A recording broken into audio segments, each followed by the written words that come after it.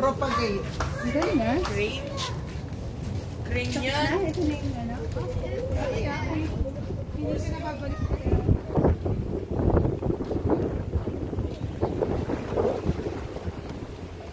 Yan, magandang araw po mga ka-hillside, mga ka-farmers. Andito tayo ngayon, kasama ko ang aking pamilya, no, dahil sila po ay bumisita dito po sa bayan ng Alaminos City, ano, at andito kami ngayon sa Buwad Mangrove Park, ano po, ng bayan po ng Alaminos City, Pangasinan. So birthday ng aking pong pinakamamahal na nanay, ano, kaya kasama ko yung aking mga kapatid. Ayan, no, mga kapatid, sama ko rin kayo sa tour namin, ano, kasi mahangin po yung ang ating kapaligiran. Supposed to be plano namin, pupunta kami ng 100 Islands, pero hindi po natuloy dahil malakas po yung alon, malalaki yung alon. So ngayon ang ginawa natin, instead of island hopping, tourist spot hopping tayo dito po sa Alaminos City. So ayan, dito kami ngayon sa Buwad Mangrove Park, ano, isa sa mga inaalagaan na parke ng syudad ng Alaminos City. Tingnan nyo po kung gaano kaganda dito. Pag nagpunta kayo dito, ang entrance po ay 10 pesos para makatulong po yan sa ating syudad para i-maintain yung ating po magagandang mga parke na pasyalan ng mga tao. So ayan, huwag kayong maghinaya magbigay ng 10 piso ano, sa ating pong mga syudad ng Alaminos. Lakad-lakad tayo dito. Ayan, kasama ko yung aking pamilya. Ayan sila sa likod. Ayan, ini-enjoy natin yung napakagandang kalikasan na ibinigay ng Panginoon, pinagkatiwala sa lalong-lalo na sa bayan po ng Alaminos City. So pag kayo po ay nasa Alaminos City, mga ka-farmers, mga ka-hillside, ano, pasyalan nyo rin po ito.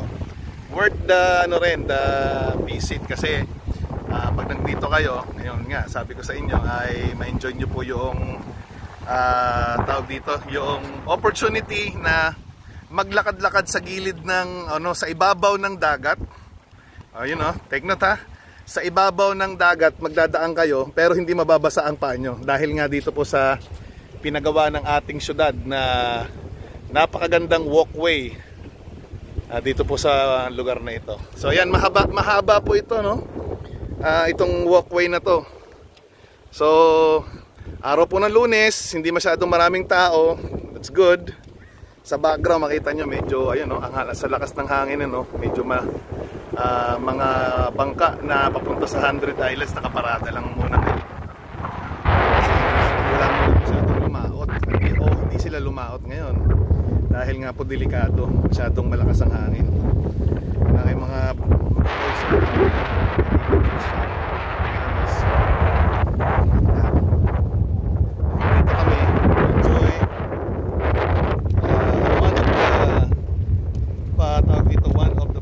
that is being promoted by our tourism department ng Alaminos City, Pangasinan. So ayan, tingnan nyo po kung gaano ganda, no? Sarap dito mag-jogging, ano? Pwede kayo mag-jogging din dito kung taga Alaminos kayo. Ayan, kasi yun nga, imagine mo naman, hindi ka masyadong mapapagod dito, lalo pag ganitong oras ng araw, ano? Dito kayo, safe na safe, kasi syempre under the management of our city of Alaminos, safe na safe. Tingnan nyo yan, no? Hindi kayo mag-worry sa mga bata kasi meron siyang protection sa gilid. Yan. Yan po. In the background po, ayun, no? Kita nyo po yun. Yan po yung mga islands ng 100 Islands. Yan yung mga islands sa mga isla. Nakikita rin, natatanaw natin dito. So hindi muna kayo pumunta ng island kasi nga maalon, sobrang maalon. So i-declare muna ng City of Alaminos ngayon na hindi po pwedeng magbisita sa isla kasi baka maging delikado po, or delikado po talaga na mag-travel. So this is what taking care of nature looks like, di ba? It's really worth visiting. Kung sa ibang lugar may mga tawag dito yung mga tinatawag na bamboo park, dito naman mangrove park. Kita nyo yung style niya, oh. Ayan, oh. Tingnan natin. Style niya, naglalakad ka sa ibabaw ng dagat pero hindi nababasa ang paa mo kasi nga meron siyang walkway. Yes. Meet nyo yung ang aking ano. Ito po ang aking pong mother deer. Mga ka-hillside, mga ka-farmers. 68th birthday niya ngayon. Nay, kaway-kaway. Kaway ka, Nay. Binisita ako dito sa bayan ng Alaminos para magkaroon kami ng banding ng mga kapamilya ko. Kasama ko rin yung mga kapatid ko, mga ka-hillside, mga ka-farmers. Ayan, o. Night timing, nandito yung mga kapatid ko. Naghihintay ng kanilang time to go to New Zealand. Of course, andyan din si Kuya Dan, si Pastor Danilo, kanyang family. Ano? Look at this, oh. Oh, andito kami sa ilalim ng mangrove ngayon, oh. Tingnan niyo yan. Bumibisita ka sa mangrove area, pero hindi nababasa pa mo. Nakikita mo, nagkakaroon ka ng idea ng ano, oh. Nakikita mo yung idea na, ay, ganito pala itsura ng mangrove na hindi mo kailangan magtampisaw sa tubig. Ano, so really beautiful. I really salute the city government of Alaminos for developing this. Ano, dinevelop po ito ng ating syudad. Ano, dahil ito yung isa sa mga kayamanan po ng aming bayan, ng bayan po ng Alaminos City, Pangasinan. Ayan po, oh. Tingnan nyo naman yan, oh, mga ka-hillside, mga farmers. Look at that, oh. Nakikita nyo habang nandito kayo naglalakad kayo sa area. Ayan, oh, nakikita nyo yung mismong forest of mangroves. Ano po? Maraming ano yan. Alam nyo, malaki ang naitutulong yan sa ecosystem natin, sa pangangalaga sa mga sea creatures, no? Lalong-lalo na yung mga crabs. Meron dyan mga crabs, yung mga nangingitlog din ng mga isda, para hindi maubos yung mga lamang dagat, ano? Kaya po may pasyalan na, ang ganda ng pasyalan, no? Tingnan man, lilim, oh. Tingnan yan. Oh. Meron pang talagang nature na nature, ano? Talagang ma-appreciate mo yung nature. Sama-tama kasama namin yung mga next generation. We are with our next generation, yung mga anak namin, ano?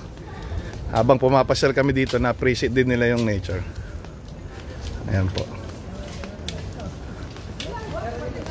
So, hindi nyo po kung gaano kahaba. Medyo mahaba-haba din to. Itong ano na to. So worth the visit po. Andito po ang pamilya Asarcon. Ganito nag-celebrate ng ng birthday ang aking pong nanay. 68th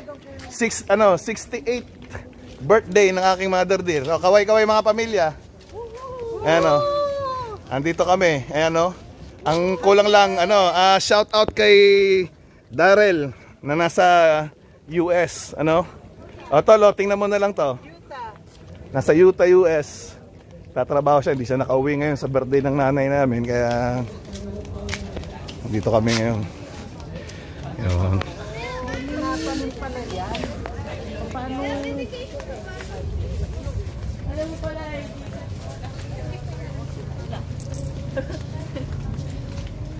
So ito yung exit.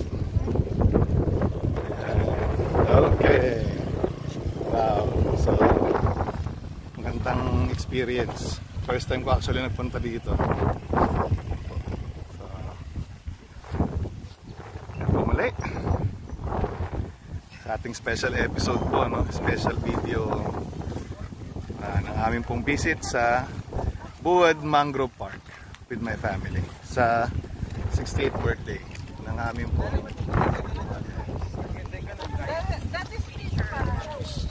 paligid niya, mayroong fish pans paligid dito.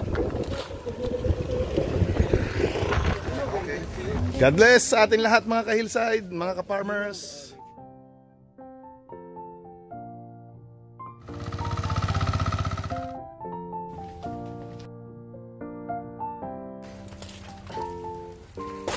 Andito tayo, kita nyo yung mga talagang gusto.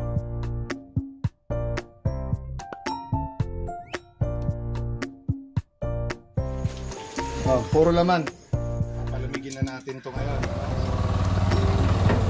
Free range na mga pato rin dito.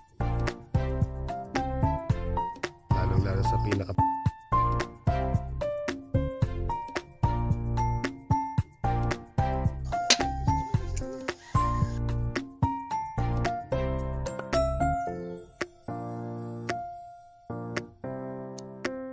Yan, nahagis, yun.